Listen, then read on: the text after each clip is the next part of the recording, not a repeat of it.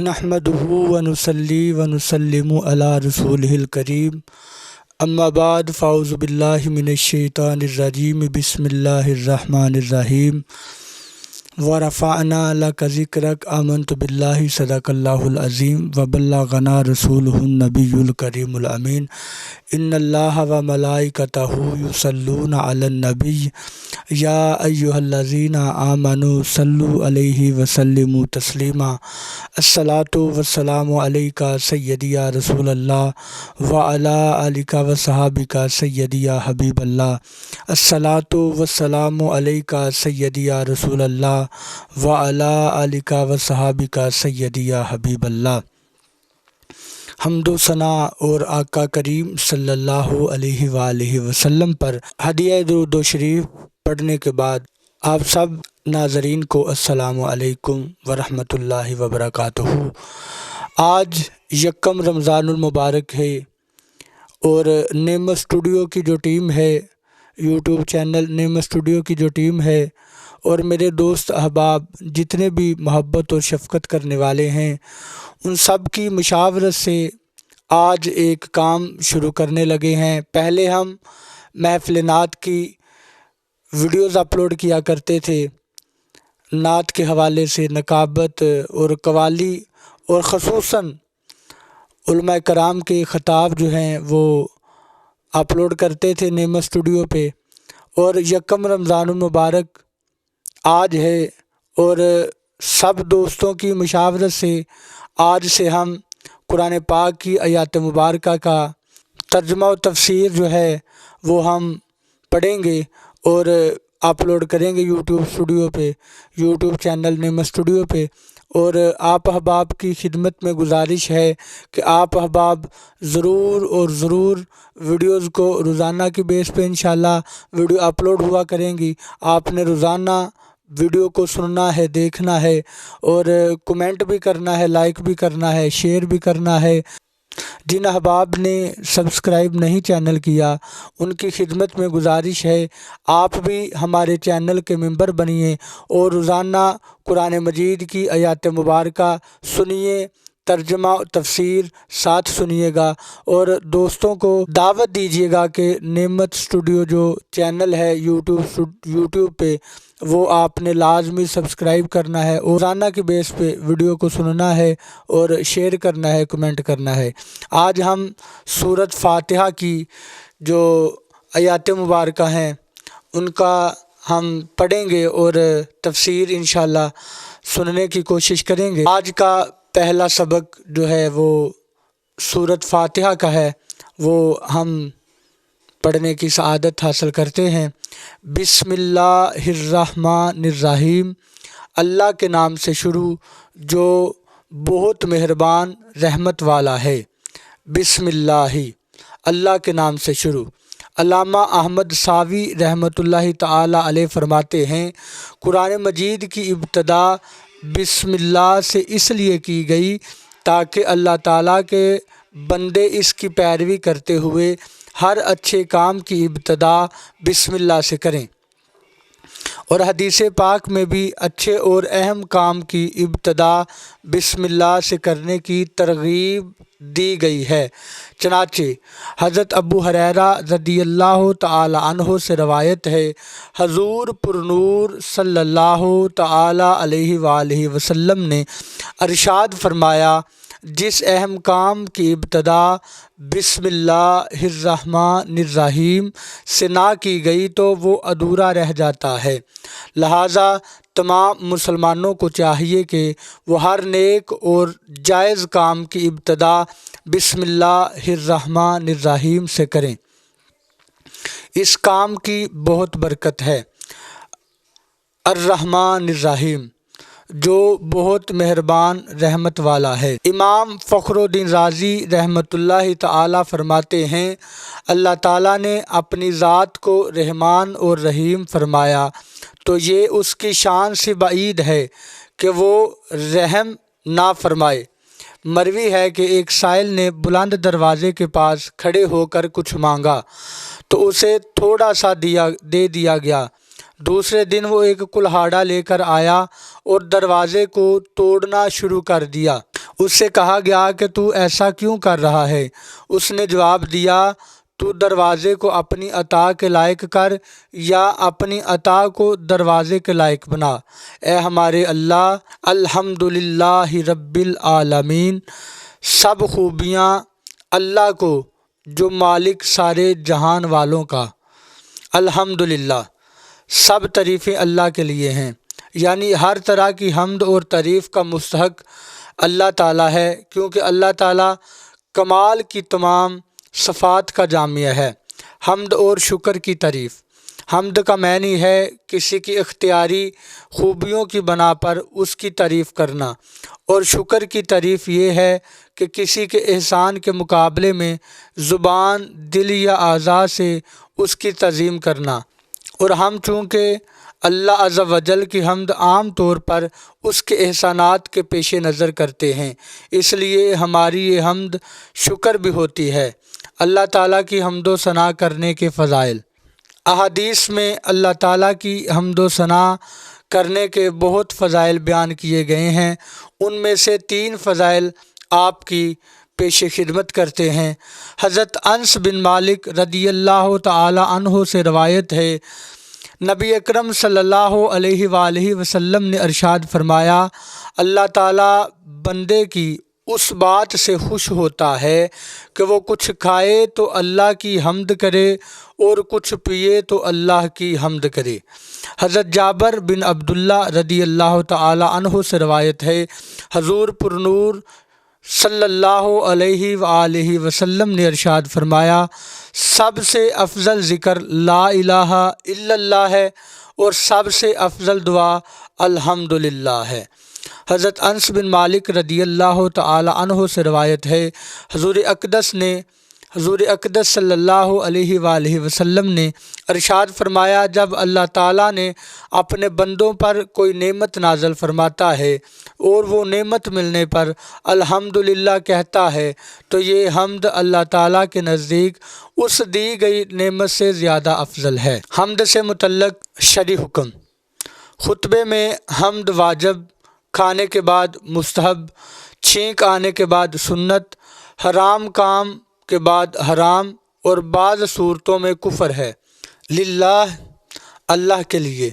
اللہ اس ذات اعلیٰ کا عظمت والا نام ہے جو تمام کمال والی صفتوں کا جامعہ ہے، اور بعض مفسرین نے اس لفظ کے معنی بھی بیان کیے ہیں، جیسے اس کا ایک معنی ہے عبادت کا مستحق، دوسرا معنی ہے وہ ذات جس کی معرفت میں عقلیں حیران ہیں، تیسرا معنی ہے وہ ذات جس کی بارگاہ میں سکون حاصل ہوتا ہو، اور چوتھا معنی ہے وہ ذات کہ مصیبت کے وقت جس کی پناہ تلاش کی جائے۔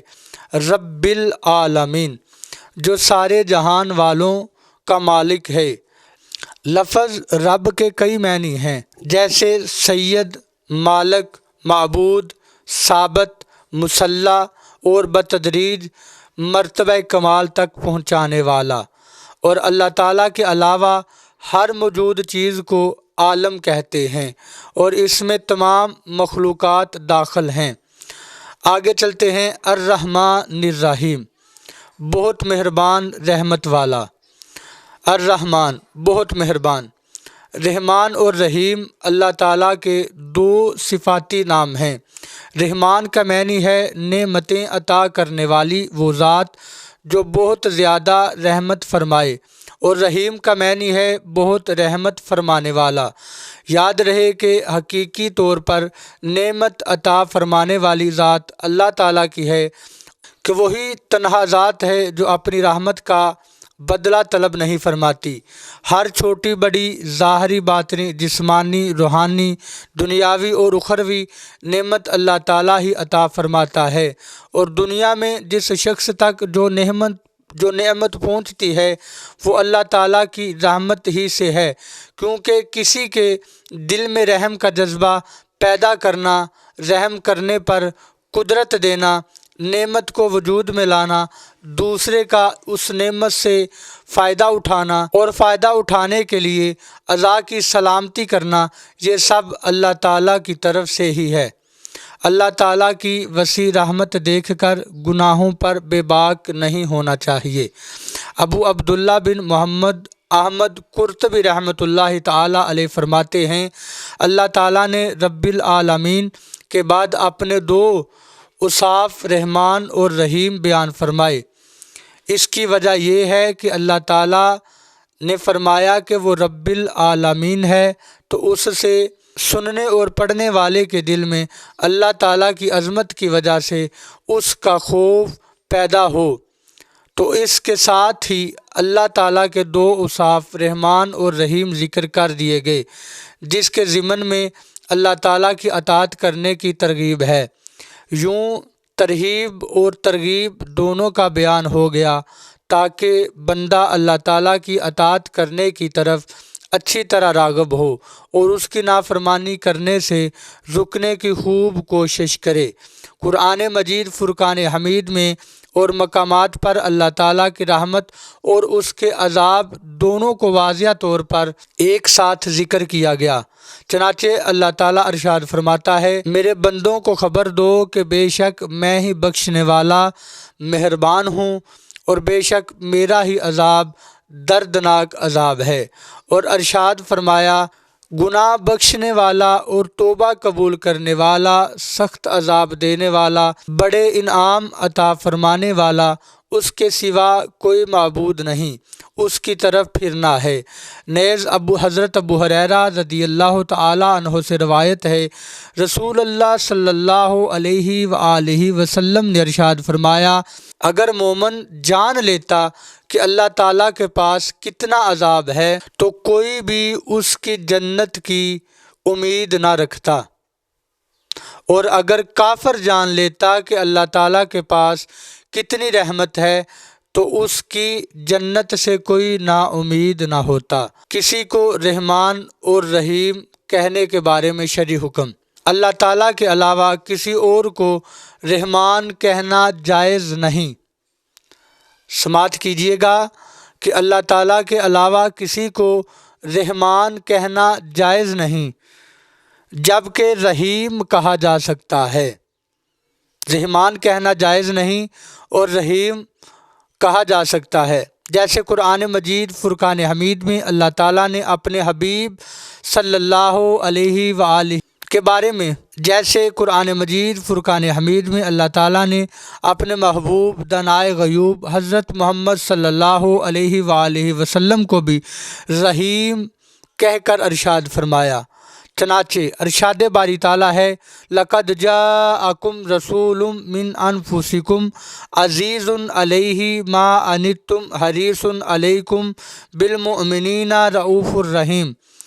ترجمہ سماعت کیجیے، بے شک تمہارے پاس تم میں سے وہ عظیم رسول تشریف لائے جن پر تمہارا مشقت میں پڑنا بہت باری گزرتا ہے، وہ تمہاری بلائی کے نہایت چاہنے والے، مسلمانوں پر بہت مہربان، رحمت فرمانے والے ہیں۔ مالک یوم الدین، جزا کے دن کا مالک۔ جزا کے دن سے مراد قیامت کا دن ہے۔ اس دن نیک اعمال کرنے والے مسلمانوں کو ثواب ملے گا اور گناہ گاروں اور کافروں کو سزا ملے گی۔ مالک اسے کہتے ہیں جو اپنی ملکیت میں موجود چیزوں کو جیسے چاہے تصرف کرے۔ اللہ تعالیٰ اگرچہ دنیا و آخرت دونوں کا مالک ہے، لیکن یہاں قیامت کے دن کو بطور خاص اس لیے ذکر کیا تاکہ اس دن کی اہمیت دل میں بیٹھے۔ نیز دنیا کے مقابلے میں آخرت میں اللہ تعالیٰ کے مالک ہونے کا ظہور زیادہ ہوگا، کیونکہ اس دن کسی کے پاس ظاہری سلطنت بھی نہ ہوگی جو اللہ تعالیٰ نے دنیا میں لوگوں کو عطا فرمائی۔ اس لیے یہاں خاص طور پر قیامت کے دن کی ملکیت کو ذکر کیا گیا۔ ایاک نعبد و ایاک نستعین، ہم تیری ہی عبادت کرتے ہیں اور تجھ ہی سے مدد چاہتے ہیں۔ اس سے پہلی آیت میں بیان ہوا کہ ہر طرح کی حمد و ثنا کا حقیقی مستحق اللہ تعالیٰ کی ذات ہے، جو کہ سب جہانوں کا پالنے والا، بہت مہربان اور رحم فرمانے والا ہے۔ اور اس آیت سے بندوں کو سکھایا جا رہا ہے کہ اللہ تعالیٰ کی بارگاہ میں اپنی بندگی کا اظہار یوں کرو کہ اللہ، ہم صرف تیری ہی عبادت کرتے ہیں، کیونکہ عبادت کا مستحق صرف تو ہی ہے، اور تیرے علاوہ اور کوئی اس لائق ہی نہیں کہ ہم اس کی عبادت کریں یا اس کی عبادت کی جا سکے، اور حقیقی مدد کرنے والا بھی تو ہی ہے۔ تیری اجازت و مرضی کے بغیر کوئی کسی قسم کی ظاہری، باطنی، جسمانی، روحانی، چھوٹی بڑی کوئی مدد نہیں کر سکتا۔ وَإِيَّاكَ نَسْتَعِينُ، اور تجھ ہی سے مدد چاہتے ہیں۔ اس آیت میں بیان کیا گیا کہ مدد طلب کرنا خواہ واسطے کے ساتھ ہو یا واسطے کے بغیر ہو، ہر طرح سے اللہ تعالیٰ کے ساتھ خاص ہے، اور اللہ تعالیٰ کی ذات ہی ایسی ہے جس سے حقیقی طور پر مدد طلب کی جائے۔ اہدنا الصراط المستقیم، ہم کو سیدھے راستے پر چلا۔ اللہ تعالیٰ کی ذات و صفات کی معرفت کے بعد اس کی عبادت اور حقیقی مدد ہونے کا ذکر کیا گیا، اور اب یہاں ایک دعا سکھائی جا رہی ہے کہ بندہ یوں عرض کرے: اے اللہ، تو نے اپنی توفیق سے ہمیں سیدھا راستہ دکھا دیا، اب ہماری اس راستے کی طرف ہدایت میں اضافہ فرما اور ہمیں اس پر ثابت قدم رکھ۔ صراط مستقیم کا معنی: صراط مستقیم سے مراد عقائد کا سیدھا راستہ ہے جس پر تمام انبیاء کرام علیہم الصلاۃ والسلام چلے، یا اس سے مراد اسلام کا سیدھا راستہ ہے جس پر صحابہ کرام رضی اللہ تعالی عنہم، بزرگان دین اور اولیاء اعظام رحمۃ اللہ تعالی علیہ چلے، جیسا کہ اگلی آیت میں موجود بھی ہے، اور یہ اہل سنت کا ہے کہ آج تک اولیاء کرام رحمۃ اللہ تعالی علیہ صرف اسی مسلک اہل سنت میں گزرے ہیں۔ اللہ تعالیٰ نے انہی کے راستے پر چلنے اور انہی کے ساتھ ہونے کا فرمایا ہے۔ فرمان باری تعالیٰ ہے: یا ایھا الذین آمنوا اتقوا اللہ وکونوا مع الصادقین، اے ایمان والو، اللہ سے ڈرو اور سچوں کے ساتھ ہو جاؤ۔ حضرت انس رضی اللہ تعالی عنہ سے روایت ہے، سید المرسلین صلی اللہ علیہ وآلہ وسلم نے ارشاد فرمایا: بے شک میری امت کبھی گمراہی پر جمع نہیں ہوگی، اور جب تم لوگوں میں اختلاف دیکھو تو تم پر لازم ہے کہ جب سواد اعظم یعنی مسلمانوں کے بڑے گروہ کے ساتھ ہو جاؤ۔